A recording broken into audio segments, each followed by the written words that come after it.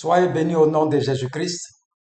Je suis le prophète Jean Guéa de la mission divine d'amour et nous sommes toujours dans la formation des disciples. Il faut prendre un cahier, il faut prendre note, il faut prendre un cahier, ce qui tu entends qui t'intéresse, tu prends. C'est pas tout ce qu'on dit qui va t'intéresser, mais en tant que serviteur de Dieu, il faut te former, il faut te former, il faut apprendre, il faut apprendre. Ce sont des mystères, les 7 plaies de Jésus-Christ. Les 7 plaies de Jésus-Christ, nous allons voir encore les plaies qu'il a eues au niveau du pied et au niveau du visage. À la croix, Jésus-Christ a eu 7 plaies. Dans cet endroit, il a été perforé au niveau de ses pieds, de ses mains. Il y a une couronne, ils l'ont transpercé avec une lance. Donc tout ça, on va voir tout ça en détail. On va voir tout ça. Qu'est-ce que ça nous apporte, nous qui sommes chrétiens, nous qui regardons Jésus-Christ à la croix en train de pleurer, en train de souffrir, en train de crier. Qu'est-ce que ça nous apporte en tant que chrétien? Il a dit à la croix, tout est accompli. Alléluia. Nous allons voir les blessures que Jésus-Christ a eues au niveau de ses pieds. Parce que ses pieds ont été cloués sur la croix. Qu'est-ce que ça nous apporte? Lorsqu'on prenait les clous, on prenait des pointes et on pointait les pieds de Jésus-Christ pendant qu'il criait fortement. Qu'est-ce que ça nous apporte, nous qui sommes chrétiens là? Ça nous apporte quoi? C'est ça, on est là, voilà. Jésus-Christ à la croix a tout accompli pour nous qui sommes ses enfants. Donc, le sang de Jésus-Christ qui lave nos pieds nous permet d'avoir une mobilité, d'aller au devant de ce qui a été établi, au devant de notre destinée pour la gloire de Dieu. Donc, les pieds servent à aller de l'avant, marcher sans les pieds. Il n'y a pas de possibilité, n'est-ce pas, de se déplacer aisément. Et donc, le prix a été payé pour que nos pieds, n'est-ce pas, atteignent l'autre rive, que nos pieds nous permettent d'arriver là où il y a une certaine limite qui ne nous permettait pas d'arriver. Alléluia. Donc, le sang qui a coulé au niveau du pied de Jésus-Christ nous apporte beaucoup de choses. Nous apporte beaucoup de choses. Nous allons les voir un peu. Nous prenons Josué 1, verset 3. Josué 1, verset 3. Josué 1, verset 3, qui dit quoi? Tout lieu que foulera la plante de votre pied, je vous le donne. Je vous le donne comme je l'ai dit à Moïse. Donc Dieu s'adressait à Josué ici. Donc lorsque Jésus-Christ lave nos pieds par son sang, il nous permet, retiens ça aujourd'hui, d'avoir des possessions, posséder des territoires. Pour qu'on puisse posséder les territoires, le sang qui a coulé au niveau de ses pieds nous permet de posséder des lieux. Nous voyons certains prophètes, lorsque tu vas les voir, ils vont te dire d'aller chercher de l'eau et ils vont laver vos pieds. C'est pour faire quoi? Nous avons vu Jésus-Christ qui a lavé le pied de ses disciples. Donc, on lave tes pieds pour prendre possession des territoires. Lorsque tu reçois une autorité qui a un problème de terre, on leur fait le lavage des pieds. C'est le sang qu'on répand sur leurs pieds. Par la loi de l'identification, on identifie l'eau au sang de Jésus et on répand ça sur ses pieds. Pour ceux qui ont des problèmes de terre, là c'est facile. Prends le sang, déverse le sang sur tes pieds par la prière. Tu peux passer par l'action prophétique aussi. Tu peux prendre de l'eau, déclarer que ça soit du sang, et puis tu répands sur tes pieds. Tout lieu que tes pieds vont fouler, je te donne ça en héritage. Donc, le sang qui coule sur les pieds de Jésus-Christ nous permet d'abord de prendre possession des territoires. Ça, c'est la première des choses.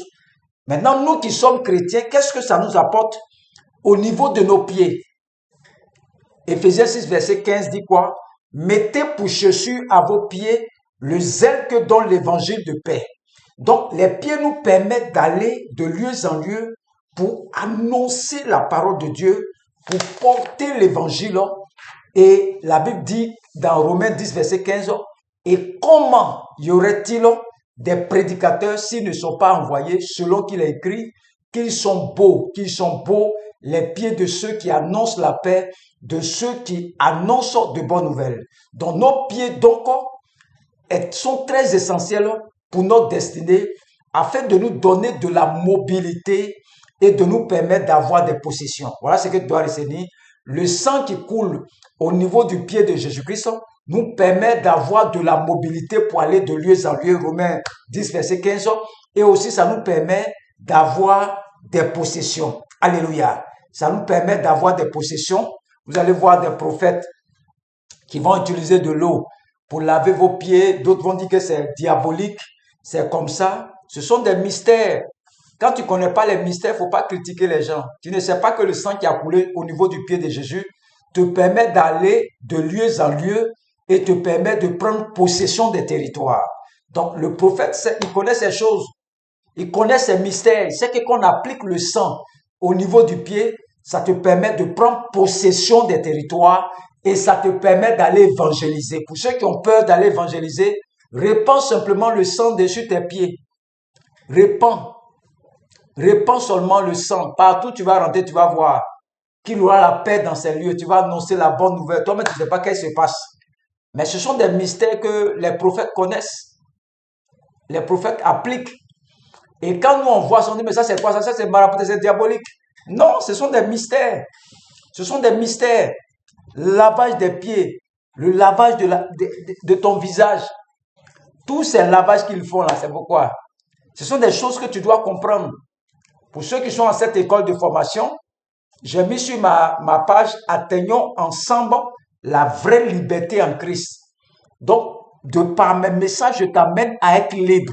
La plupart de mes messages, tu vois que je dévoile beaucoup de choses pour t'amener à une liberté totale.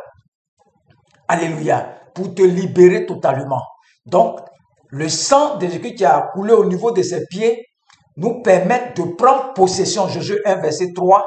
Et la deuxième des choses, Romains 10, verset 15 et Éphésiens 6, verset 15, ça nous permet d'avoir de la mobilité, d'aller de lieu en lieu. Alléluia.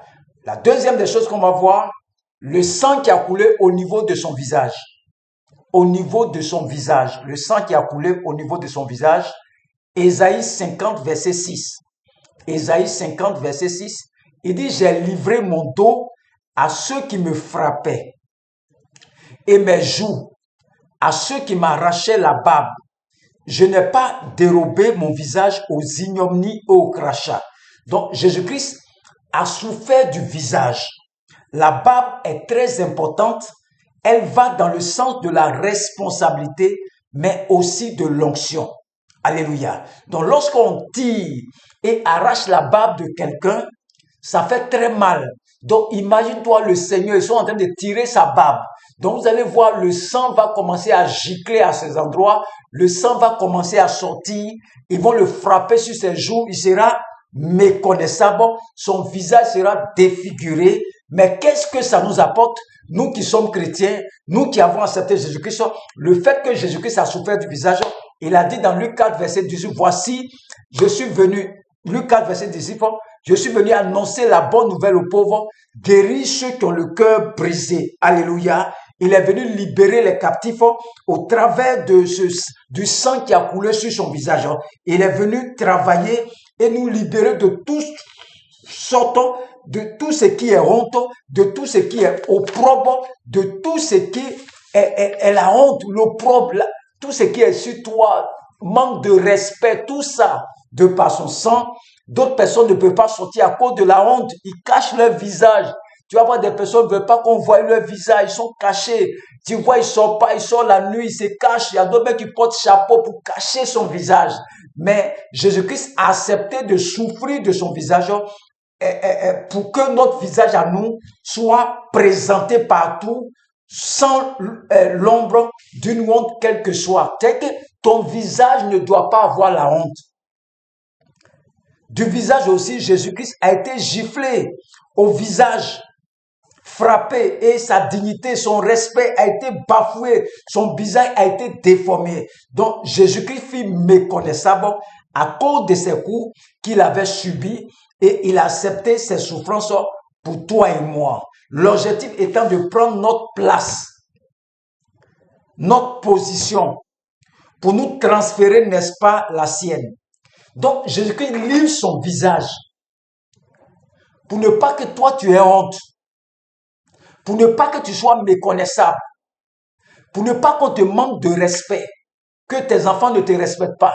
Jésus a pris ta place.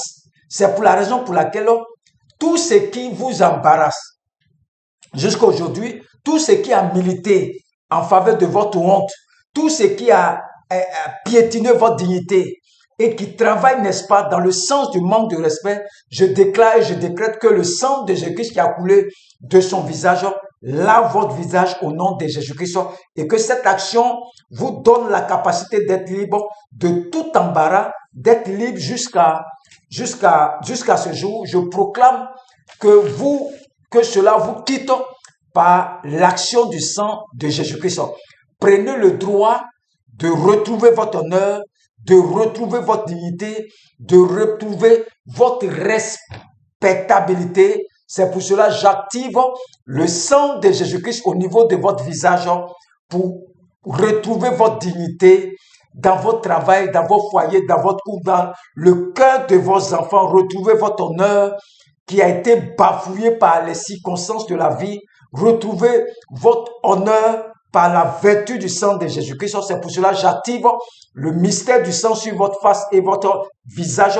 Je déclare, je décrète que tout ce qui a été une honte soit ôté de votre visage et que la main de l'Éternel par le Saint-Esprit vous envoie dans des situations de gloire, dans des situations de restauration, que la voix du sang de l'agneau détruise dans votre vie tout ce qui envoie le manque de dignité, tout ce qui envoie le manque de respect, tout ce qui envoie la honte sur vous et que vous sortez, n'est-ce pas, des prisons de la honte, des prisons sataniques et que vous soyez libres, demeurez bénis, demeurez prospères et que vos visages soient vus là où on ne l'imaginait pas, que ton visage apparaisse là où tes ennemis ne s'attendaient pas à toi, que ton visage apparaisse là-bas. Prenez le droit de retrouver le plan de Dieu pour votre destinée et de le manifester pleinement.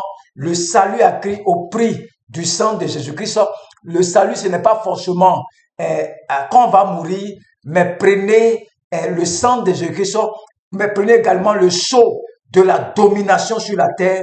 Prenez le droit de manifester votre règne, prenez le droit de manifester votre domination, prenez le droit de manifester, n'est-ce pas, votre éclat par la vertu du Saint-Esprit au nom de Jésus-Christ.